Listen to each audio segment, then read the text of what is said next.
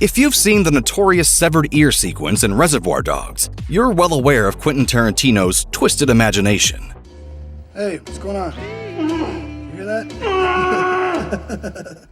If that doesn't convince you, recall the GIMP scene in Pulp Fiction, or the poisoned coffee scenario in The Hateful Eight. Keeping such movie moments in mind, it really makes you wonder if the renowned director is capable of being shocked or scared himself when he's at the movies. Director Quentin Tarantino answered that question when he stopped by The Late Show with Stephen Colbert for a chat about the novelization of his 2019 movie, Once Upon a Time in Hollywood.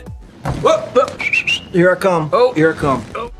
During the interview, Colbert asked about his favorite adaptations and brought up Who Goes There. The 1938 short story, written by John W. Campbell Jr., centers on a group of researchers at an Antarctic outpost trapped with an unearthly, shape-shifting monster who can imitate any organic thing it consumes. Sound a little familiar? The tale would later get an atomic-age translation to the big screen with 1951's The Thing from Another World. In 1982, Halloween director John Carpenter revisited Campbell's story with The Thing, which stars frequent Tarantino collaborator Kurt Russell and an all-male ensemble cast. Back off. Way off. Despite being initially panned by critics, The Thing has since gained new life and is now regarded as one of the scariest, most beloved, and influential movies ever, leaving its creative mark on directors ranging from Guillermo del Toro to J.J. Abrams to Tarantino himself. Both adaptations are appreciated, but it's the latter film that Colbert and his guest gush over. Tarantino has especially high praise for the film's claustrophobic atmosphere and Rob Bottin's groundbreaking practical effects, two elements that work together to truly bring him into the terrifying world that Carpenter was able to create. I don't get scared in horror movies. I respond to suspense. I respond to that. The Thing, I got scared in. From the beginning of his career, Tarantino has courted controversy for the ultra-violence and charged language in his films. Not much can throw him off guard. So why does The Thing get under his skin?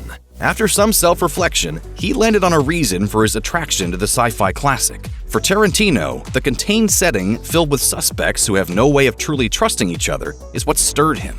He said during the interview, "The movie makes the paranoia of that so palpable, so real. It's almost like another character in the movie, just the sheer paranoia."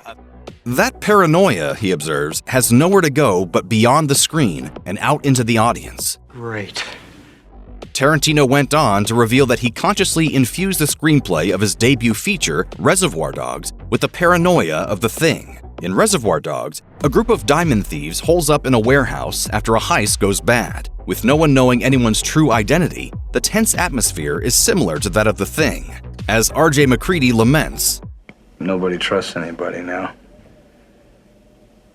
We're all very tired. Likewise, Tarantino kept that friction in mind while penning his script. He told Colbert, "I need to trap these bastards. I need to trap them in this warehouse, and no one can trust anybody else." The aim was to get the simmering tension of Carpenter's classic to manifest through the grungy walls of the empty warehouse where the various thieves try to determine whose secret disloyalty brought down the planned heist. It definitely paid off, as the third-act standoff scene speaks for itself. Tarantino has a knack for tense armed negotiations, and he has included variations on the standoff scene in a handful of his subsequent movies, including the infamous underground pub scenario in Inglourious Basterds. Despite coming close by writing the vampire crime action thriller From Dusk Till Dawn and sneaking in a horror-adjacent Manson family sequence in Once Upon a Time in Hollywood, Tarantino has yet to make a real horror picture. Last we heard, Blumhouse is working on a resurrection of The Thing, with Carpenter's tentative involvement. Still, we can only imagine how Tarantino might handle Who Goes There if given the opportunity.